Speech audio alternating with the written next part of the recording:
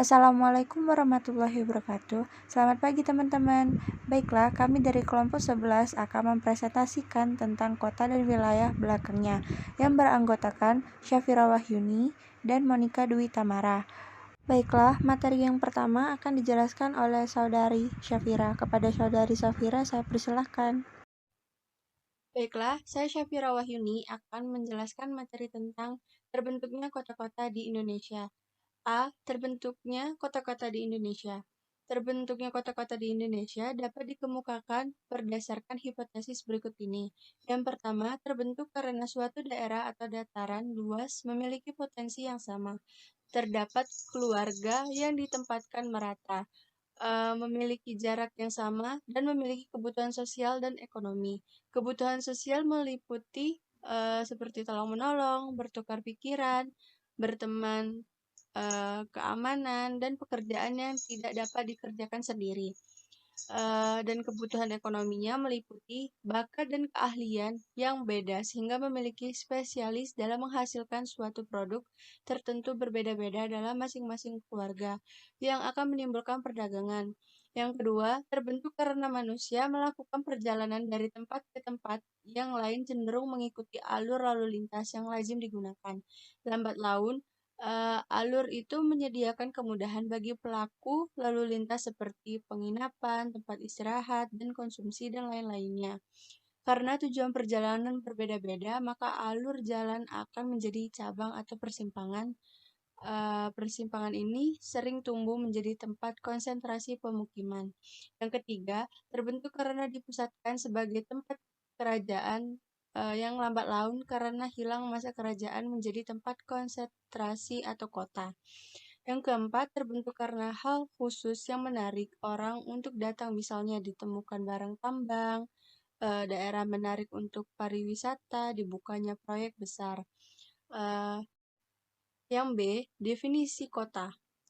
Beberapa pakar geografi merumuskan pengertian kota dengan melihat kenampakan keruangan lingkungan, kehidupan dalam kota atau perkotaan itu sendiri, dan melihat interaksi keruangan dengan wilayah hinterlandnya.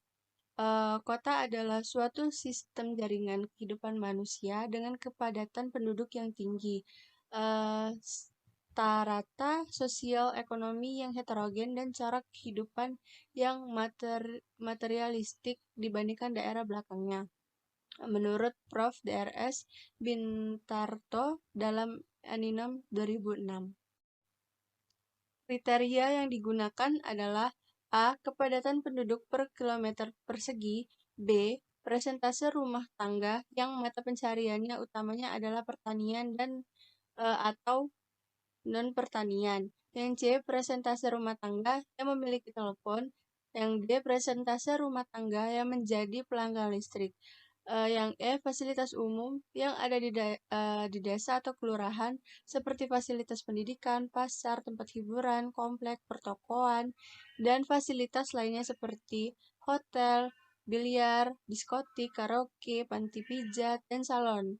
Masing-masing fasilitas diberi skor atau nilai atas dasar skor yang dimiliki desa tersebut, maka ditetapkan desa atau kelurahan termasuk dalam salah satu kategori berikut, yaitu perkotaan, perkotaan besar, perkotaan sedang, perkotaan kecil, dan pedesaan. Yang F, kriteria BPS di atas hanya didasarkan atas kondisi atau besaran fisik dan mestinya dilengkapi dengan melihat apakah tempat konsentrasi itu menjalankan fungsi perkotaan. Materi itu saja yang dapat saya sampaikan. Materi selanjutnya akan dijelaskan oleh Saudari Monica. Kepada Saudari Monica, saya persilahkan. Untuk membatasi pengertian di atas, maka daerah dapat dikatakan kota apabila memiliki ciri-ciri yang pertama, konsentrasi dan kepadatan penduduk tinggi serta heterogen dalam etnis. Yang kedua, merupakan wilayah yang terbangun rapat. Yang ketiga, merupakan wilayah pusat pelayanan jasa dan industri bagi penduduk kota dan penduduk daerah belakangnya. Yang keempat, interaksi sosial masyarakat desa bersifat formal, individualistik, dan tidak saling mengenal antara warganya. Yang kelima, stratifikasi sosial ekonomi masyarakat kota bersifat heterogen. Yang keenam, penduduk kota umumnya berorientasi kepada kemajuan, bersifat terbuka dan berkiblat luar. Nah, pada dasarnya untuk melihat daerah konsentrasi itu sebagai kota atau tidak adalah seberapa banyak fasilitas perkotaan yang tersedia dan seberapa jauh kota itu menjalankan fungsi perkotaannya. Fasilitas perkotaan dan fungsi perkotaan itu antara lain, yang pertama itu fungsi perdagangan, yang kedua fungsi pelayanan jasa, yang ketiga tersedianya prasarana perkotaan, yang keempat pusat penyediaan fasilitas sosial, yang kelima pusat pemerintahan, yang keenam pusat komunikasi dan pangkalan komunikasi, dan yang ketujuh itu lokasi pemukiman yang tertata. Nah, makin banyak fungsi dan fasilitas perkotaan, makin meyakinkan lokasi konsentrasi itu disebut kota. Keuntungan berlokasi pada tempat konsentrasi adalah terjadinya aglomerasi disebabkan oleh faktor economic of scale dan economic of localization. Yang pertama itu economic of scale adalah keuntungan karena dapat berproduksi secara berspesialisasi sehingga produksi lebih besar dan biaya per unitnya lebih efisien. Dengan memilih tempat di kota akan lebih dapat melakukan spesialisasi sehingga dengan modal yang sama dapat dipilih suatu bagian produksi khusus walaupun tidak komplit, tetapi dapat dibuat secara besar-besaran. Bagian-bagian lain dapat dibeli di luar apabila ingin suatu menghasilkan barang akhir atau hasil produksi. Dari hasil economic of scale adalah faktor-faktor produksi yang tidak dapat dibagi karena hal ini akan sulit bila hanya ada satu industri saja yang berlokasi di daerah tersebut. Artinya, industri itu harus memproduksi seluruh suku cabang untuk menghasilkan suatu barang yang komplit atau harus mendatangkan dari daerah lain yang tentunya akan menaikkan ongkos angkut produksi. Misalnya, biasanya itu menghasilkan biaya produksi per unit yang lebih kecil. Nah, dengan adanya mesin-mesin atau peralatan yang hanya terdapat dalam ukuran tertentu itu melakukan spesialisasi, maka mesin dengan kapasitas besar dapat dibeli dengan biaya per unit kapasitas bisanya lebih murah. Dan yang kedua itu economic of localization. Nah, adalah keuntungan karena di tempat itu terdapat berbagai keperluan dan fasilitas yang dapat digunakan oleh perusahaan. Berbagai fasilitas itu juga misalnya jasa perbankan, perusahaan listrik, perusahaan air bersih, tempat latihan, dan tempat reklame. Pusat konsentrasi juga sekaligus sebagai pusat konsentrasi juga sebagai pusat-pusat perdagangan baik untuk memperoleh bahan baku maupun untuk menjual barang yang diproduksi. Semuanya itu dapat meningkatkan efisiensi perusahaan.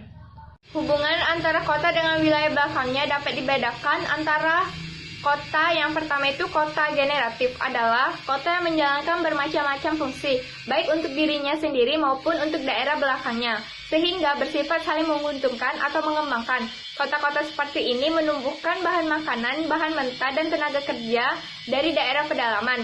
Yang kedua itu kota parasitif, kota yang tidak banyak berfungsi untuk menolong daerah belakangnya dan bisa mematikan berbagai usaha yang mulai tumbuh di desa. Kota parasitif ini umumnya kota yang belum banyak berkembang industrinya dan masih memiliki sifat-sifat daerah pertanian, tetapi juga sekaligus perkotaan.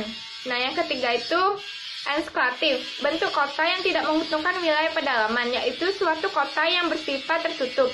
Hubungan yang tidak menguntungkan ialah apabila kota itu berkembang tetapi tidak mengharapkan input dari daerah sekitarnya, melainkan mengharapkan dari luar.